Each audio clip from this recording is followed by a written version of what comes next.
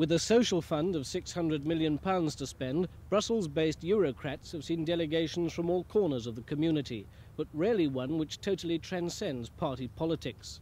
Brent councillors, community leaders and their Euro MP teamed up for an onslaught on a fund which ignores poor pockets of otherwise prosperous cities like London.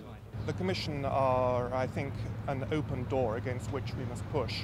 They have said in principle that they want to change the rules. At the moment the situation is rather ludicrous. In Brent, the Stonebridge bus depot is seen as the alternative to race riots. It's a stroll but a safe disco distance away from a predominantly black 60s-style high-rise estate where jobs are scarce and crime is rife.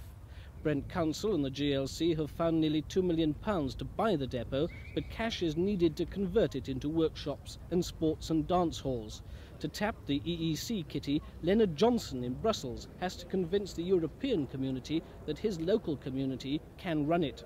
The community, now it belongs to them, will be more inclined to actually operate from it and use its resources and be coming to it, whether it's to repair cars, whether it's to do a music recording, whether it's to leave their kids there, whether it's for a training course or using the resources. It's something that's within the community, for the community. So I think that the community will really respond to it overwhelmingly. Social Fund Commissioner Ivor Richard accepts the faults of a rule book which allows him to help Toxteth but not Brixton, immigrant workers but not resident ethnic communities.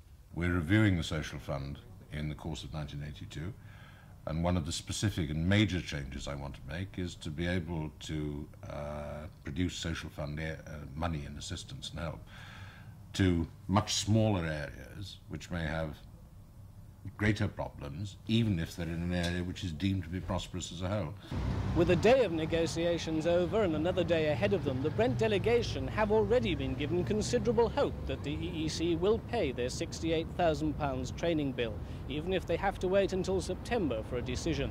David Bellin in Brussels for Thames News.